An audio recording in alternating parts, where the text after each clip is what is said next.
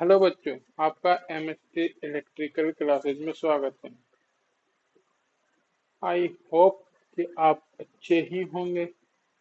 तो मैं पहले भी यूट्यूब पे पढ़ाता था। आज मैं बहुत दिनों बाद यूट्यूब पे पढ़ाने आ रहा हूँ। बीच में मैंने कुछ लेक्चर लिए थे, अगर आपने देखे होंगे तो आप मुझे जानते भी होंगे। बाकी अब से हम कंटिन्यू क्लासेस यूट्यूब पे लेंगे ना। तो आज जो टॉपिक पढ़ेंगे वो है हमारा चार्ज, आवेश। तो आज हम आवेश के बारे में सब कुछ पढ़ेंगे। आज हमारा टॉपिक है आवेश। तो ये लेक्चर थोड़ा लंबा होगा, लगभग आधे घंटे के समथिंग का होगा। बाकी हम आवेश के बारे में लगभग कंप्लीट पढ़ लेंगे आज, है ना।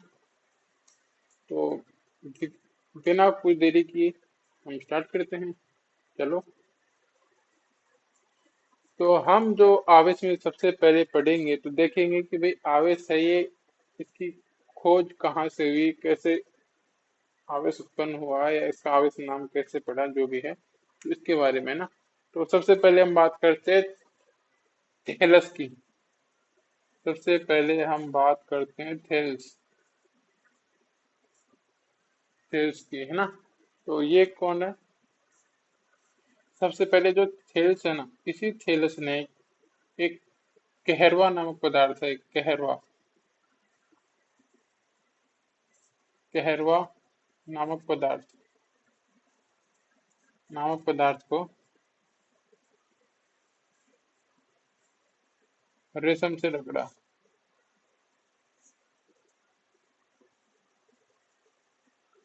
रेशम से इसने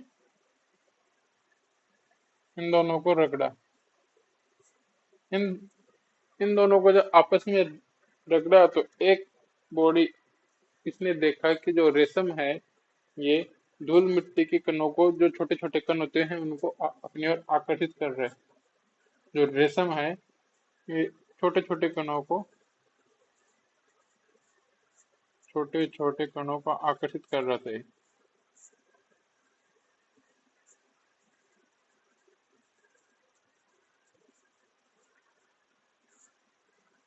है ना। तो क्या है कि कहरवा नामक पदार्थ को इसने रेशम से रगड़ा, तो जैसे ही रगड़ा तो इसने देखा कि जो रेशम है इसकी तरफ धूल मिट्टी के छोटे छोटे कण है वो अट्रैक्ट हो रहे थे। बट बस हेलस ने सिर्फ इतना ही देखा कि ये रगड़ने पर, रब करने पे छोटे छोटे कण इसकी ओर आकर्षित हो रहे थे। बाकी इसने ना कुछ नाम दिया, ना कुछ और कुछ किया, इसने कुछ नहीं किया, है ना। हाँ, तो कोई आवेश नाम दिया ना, इसके बारे में इसने आगे कुछ कहा, बस इसने इफेक्ट को महसूस किया। और अभी तक सिर्फ इतना ही है कि इसने रगड़ा और ये आकर्षित हुआ। इसके बाद आएगा, कौन आएगा? Benjamin Franklin. बेंजामिन फ्रैंकलिन आएगा, वही इसको आवेश नाम देगा, आवेश नाम देगा, है ना। तो अब हम पढ़ते हैं बेंजामिन फ्रैंकलिन के बारे में।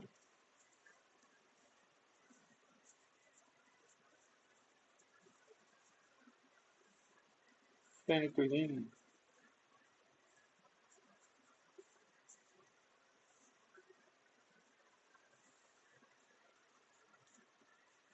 अब ये भाई साहब कौन है? तो इसने आते ही आवेश के बारे में इसने दो चीजें बताई कि भाई जब दो वस्तु को जब रगड़ते हैं तो उस, मतलब जो भी पदार्थ है, कोई भी दो चीजों को रगड़ेंगे तो एक बॉडी इलेक्ट्रॉन को त्याग करेगी, एक बॉडी इलेक्ट्रॉन को ग्रहण करेगी। मतलब कहने का मतलब ये है कि उसमें वह एक चीज को प्रतिकर्षित करने वाली होगी, एक चीज को अट्रैक्ट करने वाली होगी। तो इसमें जो रेशम के कण जो आकर्षित हुए थे वो किसकी वजह से हुए थे? इस बॉडी में आवेश आ गया था।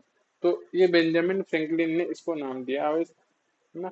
आवेश के बारे में इसने इसने दो चीजें बताई कि आवेश के प्रकार, कि आवेश कितने प्रकार के होते हैं, और एक बताया आवेश की प्रकृति, कि आवेश की प्रकृति में हम देखेंगे। देखो, इसने आवेश के बारे में दो चीजें बताई। आवेश के बारे में दो चीजें बताई इसने। अब दो चीजें थी क्या?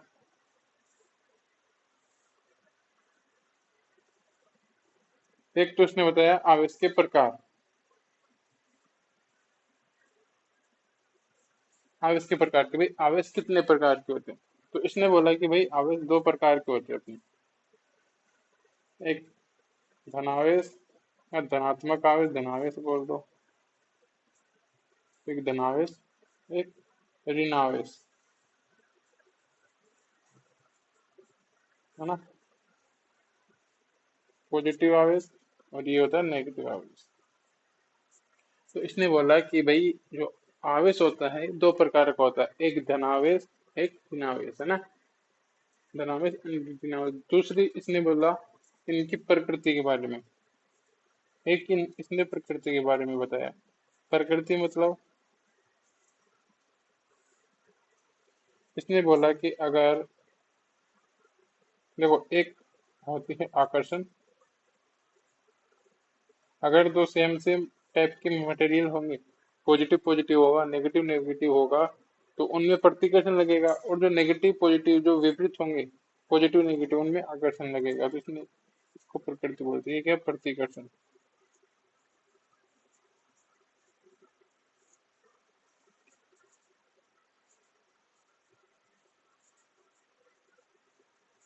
अट्रैक्शन,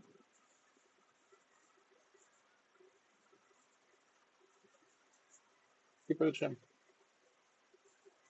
है ना। तो इसने बोला कि भाई अगर एक पॉजिटिव होगा, एक नेगेटिव होगा,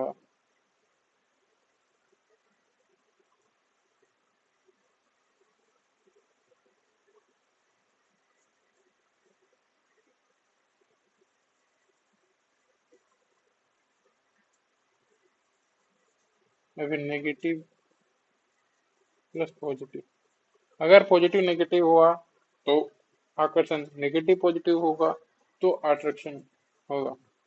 और प्रतिकर्षण, प्रतिकर्षण अगर दोनों पॉजिटिव है, क्या है, दोनों अगर पॉजिटिव रहेंगे तो प्रतिकर्षण होगा, अगर दोनों नेगेटिव नेगेटिव है तो इनमें प्रतिकर्षण होगा, राइट।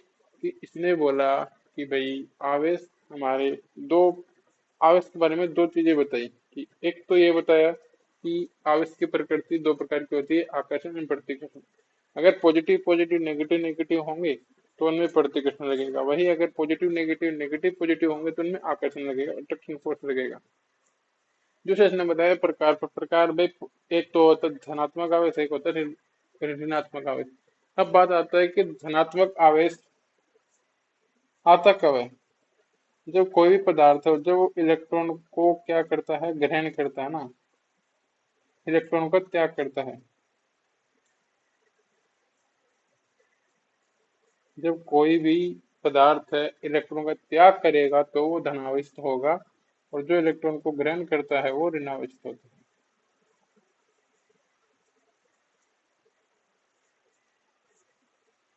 ये क्या है, डोनेट, ये डोनेट करेगा, ये एक्सेप्ट करेगा, ना।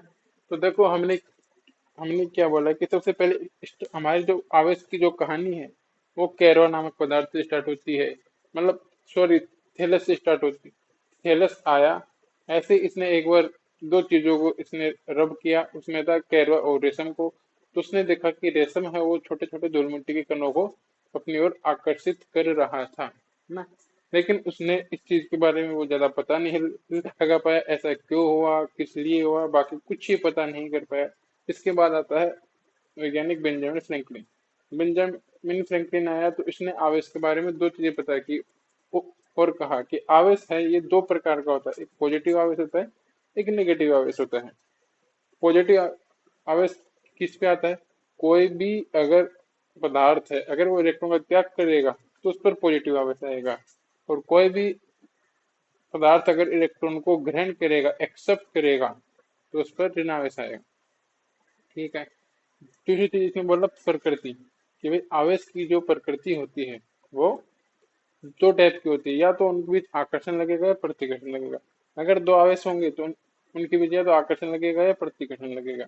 अगर वो सेम सेम है, पॉजिटिव पॉजिटिव है, नेगेटिव नेगेटिव है, तब तो प्रतिकर्षण लगेगा। और अगर वो विपरीत है, पॉजिटिव नेगेटिव नेगेटिव पॉजिटिव, तो उनके बीच आकर्षण लगेगा। ये हमारे बेंजामिन फ्रैंकलिन ने बताई थी।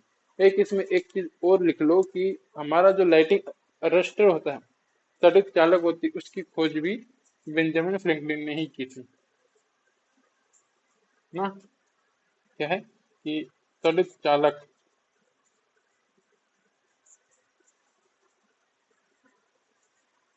तड़ित चालक की जो खोज है ये भी बेंजामिन फ्रैंकलिन ने की थी। और एक रूप से आवेश की खोज है ना, ये भी लगभग बेंजामिन फ्रैंकलिन की ही नाम आती है, क्योंकि उसने सिर्फ उस चीज को फील किया है थेल्स ने उसके, है ना। बाकी आवेश की खोज देखा जाए तो बेंजामिन फ्रैंकलिन ने की थी, और त्वरित चालक लाइटिंग अरेस्टर की खोज भी बेंजामिन फ्रैंकलिन ने ही की है।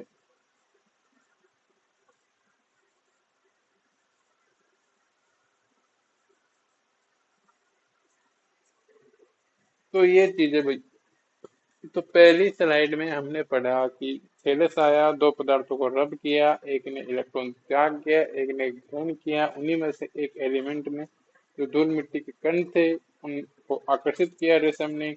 उसने उस चीज को देखा, अनुभव किया, लेकिन उसके बारे में कुछ ज्यादा वो रिसर्च वगैरह कर नहीं पाया, और कुछ ज्यादा आवेश के बारे में वो बता नहीं पाया। इसके बाद आया बेंजामिन फ्रैंकलिन। बेंजामिन फ्रैंकलिन ने आवेश पे खोज वगैरह की। तो खोज की तो उसे उसने दो चीज बताई कि भाई आवेश के दो प्रकार होते हैं, पॉजिटिव नेगेटिव। पॉजिटिव होगा वो इलेक्ट्रॉन का त्याग करेगा, जो नेगेटिव होगा वो इलेक्ट्रॉन को ग्रहण करेगा। आवेश की प्रकृति की मतलब, प्रकृति मतलब कि दो, कोई भी अगर आवेश है तो उससे या तो आकर्षण होगा या प्रतिकर्षण होगा। प्रकृति मतलब ये है ना। आकर्षण कब होगा, जब विपरीत होगा, पॉजिटिव नेगेटिव नेगेटिव पॉजिटिव। और प्रतिकर्षण कब होगा, जब पॉजिटिव पॉजिटिव नेगेटिव नेगेटिव होगा तो प्रतिकर्षण हो जाएगा। और एक चीज ये कि लाइटिंग अरेस्टर की खोज हमारे बेंजामिन फ्रैंकलिन ने की थी। तो अब हम आगे पढ़ते हैं, हमारा अगला टॉपिक देख। एक, मैं तुमको बताता हूँ आवेश के बारे में कि अगर आवेश स्थिर है तो क्या कंडीशन है, गतिशील है तो क्या है ना, तो क्या है।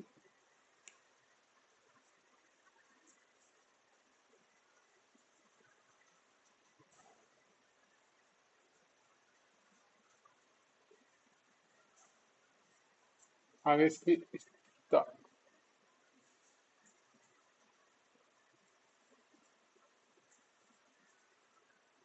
गतिशीलता पर प्रभाव, है ना, कि भाई क्या क्या कंडीशन है इसकी, है ना। तो एक है कि अगर हमारा, इसमें तीन कंडीशन है देखो, तीन कंडीशन बनेगी। एक तो है कि हमारा आवेश है वो स्थिर है, तो क्या चीज होगा। अगर आवेश गतिशील है तो क्या चीज होगा, गतिशील। लेकिन ये है ये नियत गति है, कि अगर एक फिक्स गति, नियत गति, नॉट चेंजेबल गति से वो गति कर रहा है, और जिसमें भी आवेश गतिशील ही है।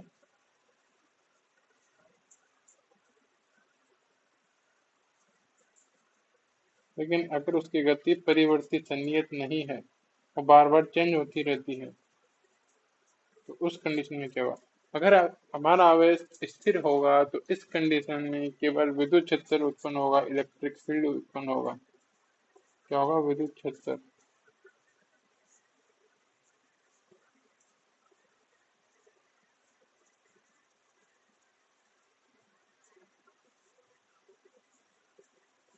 उस कंडीशन में केवल विद्युत क्षेत्र उत्पन्न होगा। और अगर हमारा आवेश गतिशील है बट फिक्स गति, नियत गति से गति कर रहा है, तो इस कंडीशन में विद्युत क्षेत्र प्लस चुंबकीय क्षेत्र उत्पन्न होगा। विद्युत क्षेत्र भी होगा प्लस चुंबकीय क्षेत्र भी होगा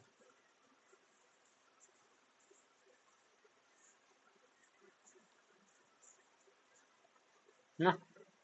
अब जैसे ही हमारा आवेश अगर परिवर्तित गति से गति करता है, तो उस कंडीशन में तीन चीजें होंगी। विद्युत क्षेत्र भी होगा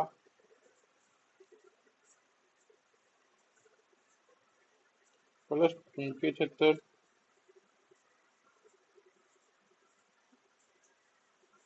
प्लस एक विद्युत चुंबकीय तरंगे, वो विद्युत चुंबकीय तरंगे भी उत्पन्न करेगा।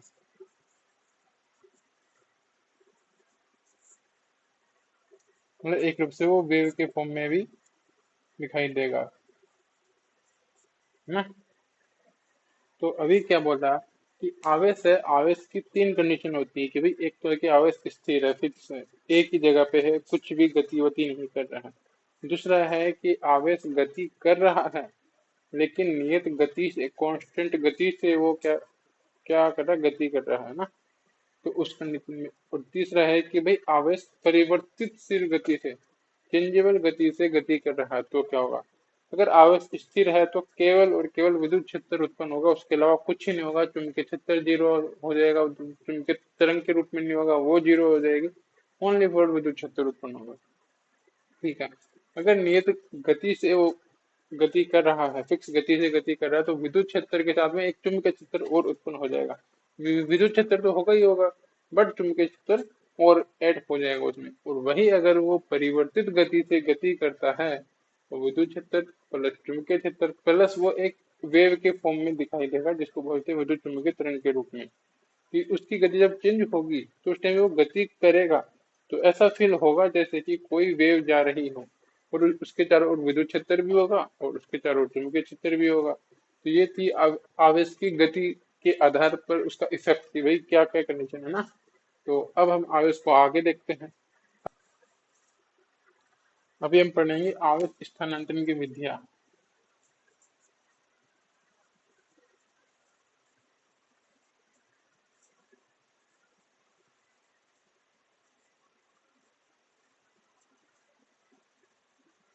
आवेश स्थानांतरण की विधियां, मेथड टू आवेश ट्रांसफॉर्मेशन, है ना।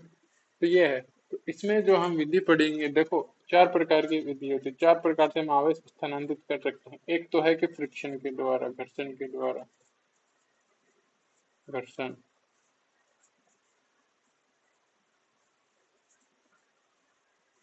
फ्रिक्शन के द्वारा। दूसरा हमारा रहेगा चालन, कंडक्शन के द्वारा, कंडक्शन।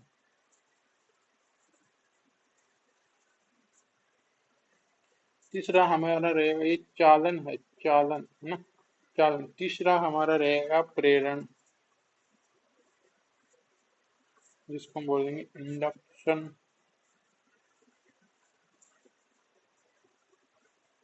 इंडक्शन, है ना। चौथा इंडक्शन हो गया। इसके तीन ही मेथड होते, चार नहीं तीन ही मेथड होते, सॉरी, है ना। तो इसमें क्या है अपना कि आवेश स्थानांतरण की विधि है कि जो आवेश है एक बॉडी से दूसरी बॉडी में किस प्रकार हम स्थानांतरित कर सकते हैं, किस प्रकार ट्रांसफर कर सकते हैं, तो उसकी विधियां। तो एक मेथड तो है कि दो पदार्थों को हम रब करके, दो पदार्थों को स्पर्श करेंगे और उनको रब करेंगे तो उससे आवेश स्थानांतरण होगा। एक बॉडी आवेश को त्याग करेगी, एक बॉडी आवेश का ग्रहण करेगी, इस वजह से उनमें अलग अलग फोर्स उत्पन्न हो जाएंगे, अट्रैक्शन रिपल्शन जो भी होगा सिचुएशन के अकॉर्डिंग, है ना। तो इसमें क्या था, घर्षण में दो पदार्थों को रब करते हैं, दो पदार्थ स्पर्श होंगे, दो पदार्थों को स्पर्श करके रब करते हैं,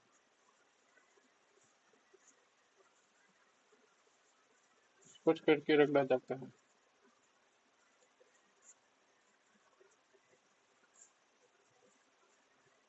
ना। तो तो इसमें क्या होगा कि भाई दो पदार्थों को हम स्पर्श करेंगे और जब रगड़ते हैं तो इस प्रकार आवेश स्थानांतरण होता है, उस विधि को हम घर्षण विधि बोलते हैं। इसके एग्जाम्पल क्या है, इसके एग्जाम्पल बहुत सारे हैं। सर्दियों में हम कंबल ओढ़ते हैं, या जब कोई बंदा कोई इंसुलेटेड चीज पे बैठा है और उस पर हम कोई तोआल वगैरह की चोट मारते हैं या किसी कंबल की चोट मारते हैं, तब भी उसमें आवाज आ जाता है, वो भी क्या फ्रिक्शन है। और जो आकाश में आकाशीय बिजली उत्पन्न होती है, वो भी इसी का ही एग्जाम्पल है ना। ये सब क्या है, फ्रिक्शन के ही एग्जाम्पल है। आकाशीय बिजली में क्या रहता है कि दो जब बादल होते हैं वो आपस में टकराते हैं, आपस में टकराने से क्या होता है, वहां फ्रिक्शन उत्पन्न होता है, और वही क्या अपनी आकाशीय बिजली उत्पन्न होती है। तो इसके एग्जाम्पल में कुछ भी लिख दो कि भाई कंबल ओढ़ने पे या कुछ भी हाथों को रब करने पे, जो भी है मतलब हाथों को रब करने पे भी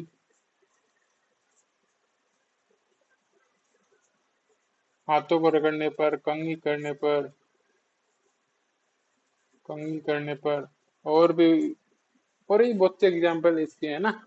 तो जब हम बालों में कंघी कंघी करते हैं तो हमारे जो क- कंघी रहती है वो क्या करती है, हमारे बालों को अट्रैक्ट करती है। बहुत बार आपने देखा भी होगा, अगर सूखे बाल है तो वो अट्रैक्ट होंगे।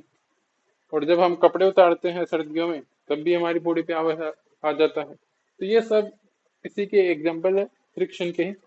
दूसरा हम देखते हैं चालन। चालन में क्या है, चालन में है कि दो पदार्थ स्पर्श होंगे बट उनको रब नहीं किया जाएगा। दो पदार्थ स्पर्श करने पर क्या होता है, आवेश स्थानांतरण।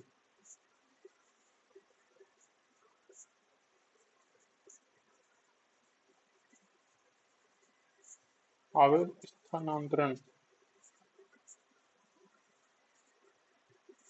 है ना। तो इसमें क्या रहेगा, हमारी जो घरेलू वायरिंग होती है, जो घर पे वायरिंग होती है, वो हमारी चालन के अंतर्गत आती है। इसमें दो पदार्थ होंगे, दो मेटल होंगे, वो आपस में स्पर्श होंगे, उसी से आवेश एक बॉडी से दूसरी बॉडी में ट्रांसफर हो जाएगा। इसको क्या बोलते हैं, चालन मेथड बोलते हैं।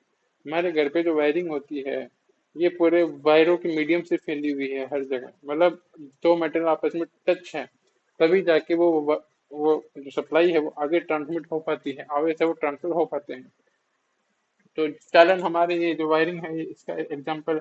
और भी देखोगे तो अपने जो हीटर होता है, एक जो फिलामेंट बल्ब होता है, फिलामेंट बल्ब, तो ये सब कंडक्शन के एग्जाम्पल अपने, है ना। अब इंडक्शन, प्रेरण, इसमें क्या रहता है, स्पर्श नहीं करते बस,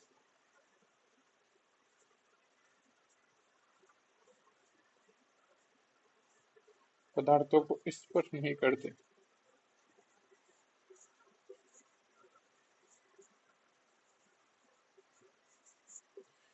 इसमें क्या होता है कि हम पदार्थों को स्पर्श नहीं करते, बिना स्पर्श के ही आवेश का ट्रांसफर हो जाता है। इसके एग्जाम्पल कहाँ हैं, तो हमारा पूरा जो इलेक्ट्रिकल में जो मशीन सिस्टम होता है, वो पूरा इंडक्शन बेसिस पे ही काम करता है। यहाँ पे हमारे पास दो वाइंडिंग होती है ना। दो वाइंडिंग में से हम एक वाइंडिंग को सप्लाई देते हैं और दूसरी अपने आप उसका फ्लक्स का छेदन करती है, और उसमें सप्लाई वगैरह, ईएमएफ वगैरह उत्पन्न हो जाता है। तो क्या हुई, आवेश ट्रांसफर हो गए एक एक बॉडी से, एक मेटल से दूसरे मेटल में, बिना किसी स्पर्श के। हमारा ट्रांसफार्मर हो गया, एसी मशीन, डीसी मशीन, जो भी तुम्हें मशीन उठानी है, कोई मोटर उठानी है, कोई जनरेटर उठाना है, उन सब में हमारा इंडक्शन का ही रूल लगता है। तो ये हमारे आवेश स्थानांतरण की कुछ विधियां थी। इसका एग्जाम्पल तुम लिख लो, अपना पूरा जो मशीन होती है, विद्युत मशीन, विद्युतीय मशीन, मशीनें कर लो, और भी ट्रांसफॉर्मर वगैरह, ये सब इसी बेसिस पे काम करते हैं ना। तो ये हमारे आवेश स्थानांतरण की कुछ विधियां हो गई, जिसमें हमने बताया, एक है फ्रिक्शन, घर्षण, दो पदार्थों को स्पर्श करने पर रब किया जाता है तो उससे आवेश ट्रांसमिट होता है। दूसरा है चालन, दो पदार्थों को स्पर्श करेंगे बट रब नहीं करेंगे, है ना। दो पदार्थों को स्पर्श करने पे ही क्या होता है, आवेश का स्थानांतरण होता है। तीसरा है प्रेरण, इंडक्शन, की आवेश को स्पर्श नहीं करते हैं, बिना स्पर्श के ही एक बॉडी से दूसरी बॉडी में आवेश ट्रांसमिट हो जाते हैं। चलो इसके बाद हम आगे हमारा टॉपिक पढ़े कि भाई आवेश में क्या क्या प्रॉपर्टीज है ना। एक इससे पहले तुम ये लिख लो कि जो आवेश होता है ना, आवेश अपना एक अदिश राशि है। पहली बात तो ये कैसी है, अदिश राशि है आवेश। ये बात याद रखना, कौन सी, स्केलर।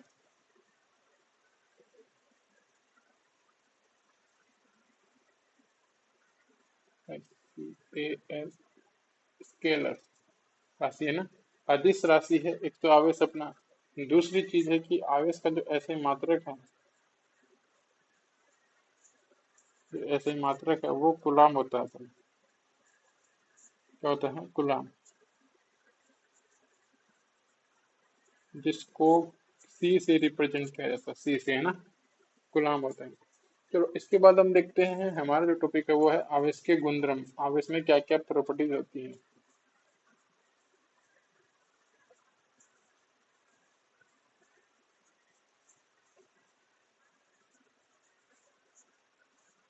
प्रॉपर्टीज।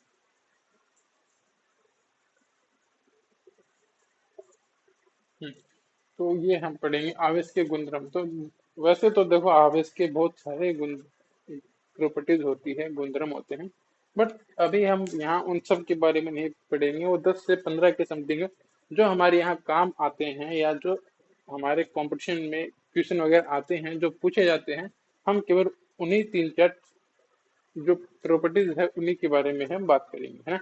तो इसमें देखो एक तो है कि आवेश है ना, आवेश एक कैसी राशि है, पहला पॉइंट। आवेश को न तो उत्पन्न कर सकते, आवेश केवल स्थानांतरित किया जा सकता है, आवेश केवल स्थानांतरित, एक बॉडी से दूसरी बॉडी में स्थानांतरित ही कर सकते हैं, ट्रांसफर ही कर सकते हैं, स्थानांतरित कर सकते हैं, कर सकते हैं। इसको उत्पन्न और नष्ट नहीं कर सकते हैं, उत्पन्न और नष्ट नहीं कर सकते।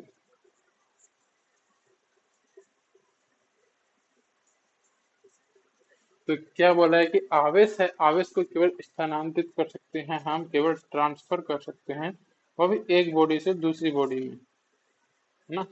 जो जैसे अपनी ऊर्जा होती है, ऊर्जा हमारी पूरे ब्रह्मांड में फिक्स है कि ऊर्जा को ना तो हम उत्पन्न कर सकते हैं ना ही नष्ट कर सकते हैं, केवल एक रूप से दूसरे रूप में हम उसका फॉर्म चेंज कर सकते हैं, एक रूप से दूसरे रूप में बदल सकते हैं। वही आवेश की कहानी है कि आवेश को एक बॉडी से दूसरी बॉडी में ट्रांसफर कर सकते हैं, बट उसको ना तो उत्पन्न कर सकते हैं ना ही नष्ट कर सकते हैं। आवेश भी ब्रह्मांड में फिक्स है, आवेश को हम कम ज्यादा नहीं कर सकते, ना ही उत्पन्न कर सकते हैं ना ही नष्ट कर सकते हैं, एक बॉडी से दूसरी बॉडी में हम केवल ट्रांसफर कर सकते हैं, है ना। ये बात याद रखना। दूसरी चीज है कि आवेश एक योज्य राशि है, आवेश एक योज्य राशि है।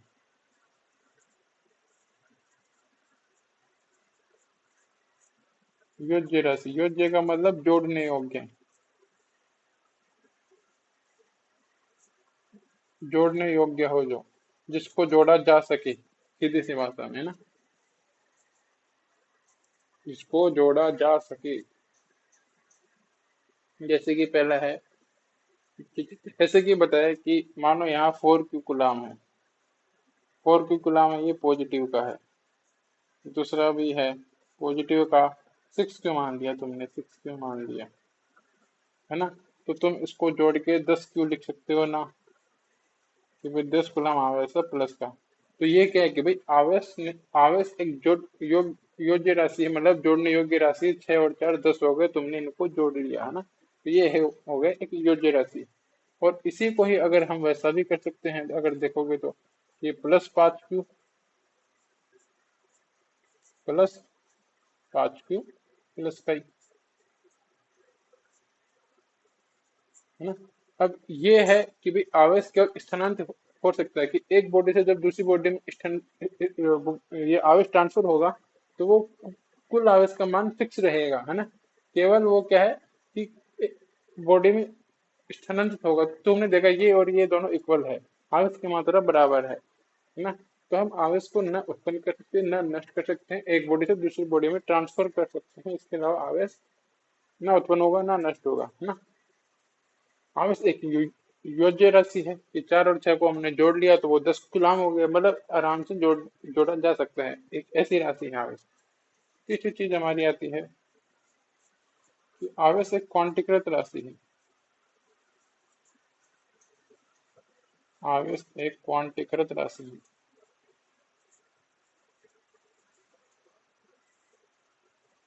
क्वांटीकृत राशि। क्वांटीकृत राशि का मतलब होता है एक पूर्णांक, एक पूर्ण संख्या है, वो एक क्या पूर्णांक है, पूर्ण संख्या है, एक क्वांटीकृत राशि है ना। अब क्वांटीकृत का मतलब है कि कभी भी आवेश जब ट्रांसफर होगा, एक बॉडी से दूसरी बॉडी में जब आवेश जाएगा, तो कभी भी आप ऐसा कभी नहीं सुनोगे कि भाई आधा कूलम आवेश ट्रांसफर हुआ, 17.5 कूलम, 10.5 कूलम, 9.5 कूलम, 3.75 कूलम आवेश ट्रांसफर हो गया, ऐसा कभी नहीं होगा। आवेश एक कंप्लीट नंबर में होगा, जैसे कि भाई 10 गुलाम ट्रांसफर हुए, 17 गुलाम हुए, 8 गुलाम हुए, एक पूर्ण संख्या के रूप में ही आवेश ट्रांसफर होता है ना, वो क्वांटम में नहीं होता है, एक पूर्ण संख्या के रूप में वो ट्रांसफर होता है आवेश, है ना। तो इसका फॉर्मूला क्या होता है, इस पर न्यूमेरिकल भी पूछे जाते हैं, इस पर Q बराबर प्लस माइनस एन, क्यू बराबर एन ही होता है ना, Q बराबर एन। अब इसमें एक चीज है कि भाई कुछ लोग बोलते हैं कि इस पे ये प्लस ही होना चाहिए, माइनस क्यों नहीं। देखो, जब कभी भी कोई आपके पास दो मेटल है, दो पदार्थ है, तो सीधी सी बात है कि एक तो उस आवेश को डोनेट करेगा, दान करेगा, दूसरा है उसको एक्सेप्ट करेगा, है ना। और पीछे मैंने बताया है कि जो बॉडी आवेश का दान करती है, डोनेट करती है, वो धनात्मक आती है, तो उस कंडीशन के लिए पॉजिटिव यानी हो जाएगा, अगर उस पे आवेश निकालना है।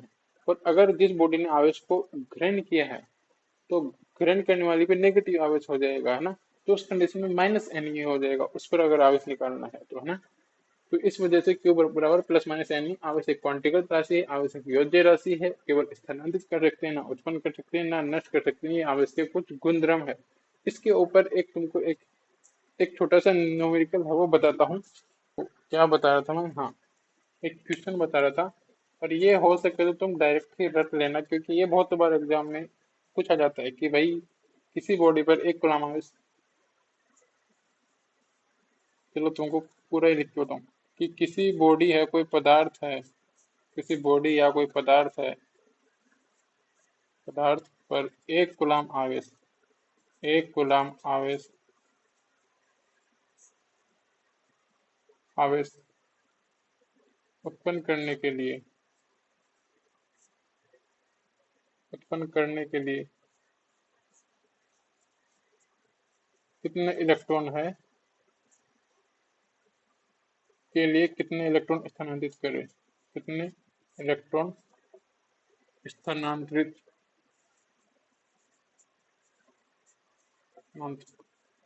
करें, करे या कीजिए, जो भी है, कि किसी पदार्थ पर अगर हमें एक कूलम आवेश लेके आना है उस पर, है ना, चाहे वो पॉजिटिव हो नेगेटिव में उससे कोई मतलब नहीं है अभी, बस एक कूलम आवेश लेके आना है, तो कितने इलेक्ट्रॉन है वो, या तो वो, अब दो ही कंडीशन है, या तो वो ट्रांसफर करेगा या एक्सेप्ट करेगा।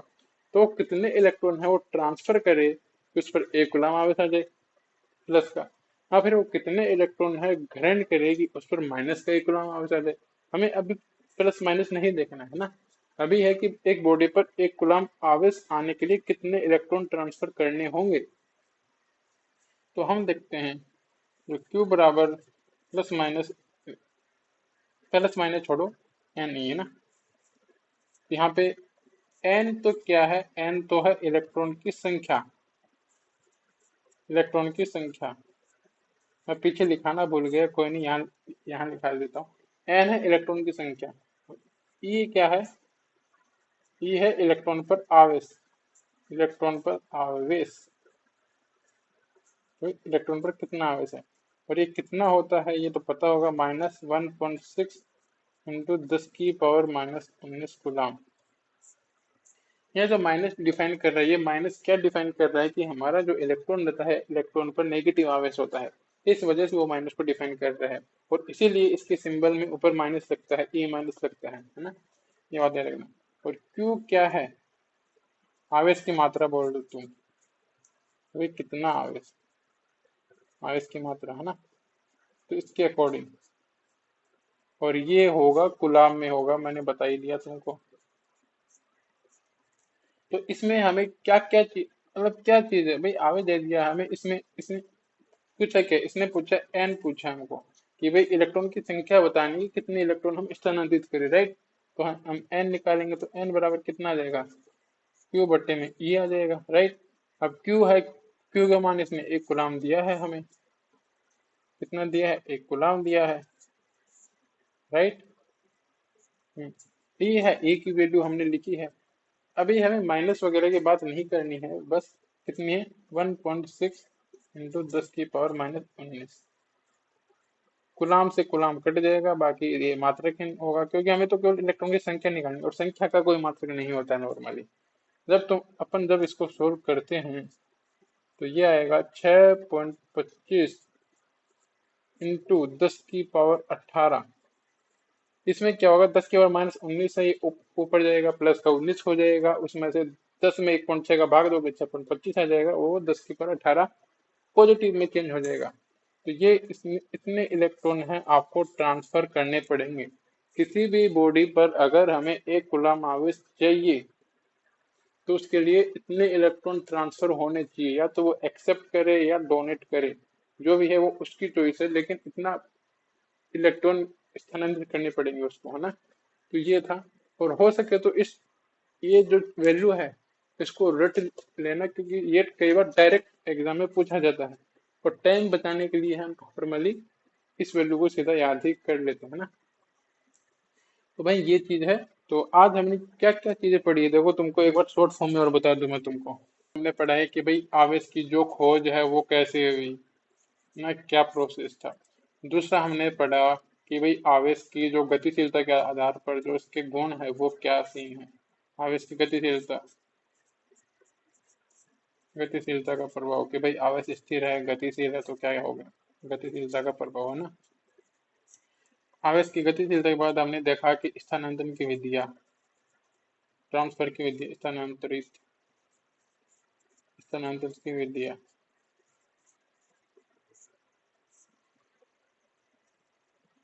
स्थानांतरित, ठीक है जो भी है ना। इसके बाद हमने पढ़ा कि इसकी प्रॉपर्टीज, गुणधर्म पढ़े हमने, है ना। तो ये चार चीजें हमने पढ़ी है। पहले हमने पढ़ा कि आवेश की स्टार्टिंग कहाँ से हुई। थेलस था, उसने दो पदार्थों को रब किया तो उसने देखा कि रेशम है वो छोटे छोटे कणों को अपने अट्रैक्ट कर रहा है, लेकिन उसके बारे में ज्यादा वो रिसर्च नहीं कर पाया, है ना। ना ही वो उसको कुछ नाम वगैरह दे पाया। उसके बाद आया बेंजामिन फ्रैंकलिन आया, उसने खोज की। उसने बताया आवेश दो प्रकार के, पॉजिटिव नेगेटिव, प्रकृति दो प्रकार की, आकर्षण प्रतिकर्षण होगा। पॉजिटिव आवेश किस पे आएगा, जो इलेक्ट्रॉन का त्याग करेगा। नेगेटिव जो इलेक्ट्रॉन को ग्रहण करेगा उस पर नेगेटिव आवेश आएगा। इसके बाद आवेश की गतिशीलता पर प्रभाव कि भाई आवेश अगर एक जगह स्थिर है, एक जगह फिक्स है, रुका हुआ है, वो गति नहीं कर रहा है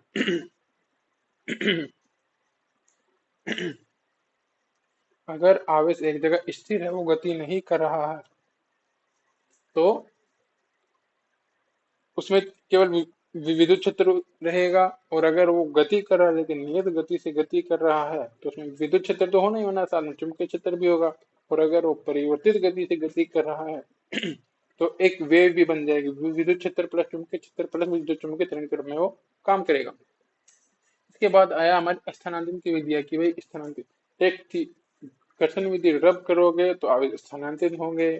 कंघी, कंबल वगैरह, कुर्सी पर बैठे व्यक्ति को टॉवल से मारना, तो ये सब उसके एग्जाम्पल है। फिर चालन है, चालन हमारी जो घरेलू वायरिंग है, दो पदार्थों को स्पर्श किया आवेश स्थानांतरित हुआ, वो चालन कहलाता है। इसके बाद हमारा आता है इंडक्शन, प्रेरण। प्रेरण क्या होता है कि दो पदार्थों को बिना स्पर्श किए आवेश का स्थानांतरण, जो हमारा पूरा जो मशीनें होती है इलेक्ट्रिकल में, वो पूरा इंडक्शन बेसिस पे काम करता है ना। ठीक है। इसके बाद आया कुछ प्रॉपर्टीज। प्रॉपर्टीज में हमने बोला कि आवेश एक क्या है, आवेश को ना तो उत्पन्न कर सकते हैं, ना ही नष्ट कर सकते हैं, केवल ट्रांसफर हो सकता है एक बॉडी से दूसरी बॉडी में, है ना। ट्रांसफर हो सकता है, ना उत्पन्न ना नष्ट कर सकते हैं। जैसे ऊर्जा होती है, ऊर्जा पूरे ब्रह्मांड में फिक्स है, वैसे ही हमारा आवेश का सीन भी है। आवेश एक योज्य राशि, आवेश को जोड़ा जा सकता है।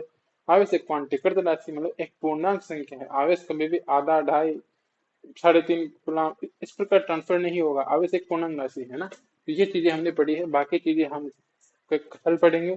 तो आप इस लेक्चर को अच्छे से देखना, आपको समझ में ना आए तो बिल्कुल बताना, और आई होप कि आपको समझ में आया ही होगा। चलो ठीक है, फिर फिर कल मिलते हैं। कल मैं एक और टॉपिक उठाऊंगा, आवेश को ही हम आगे बढ़ाएंगे।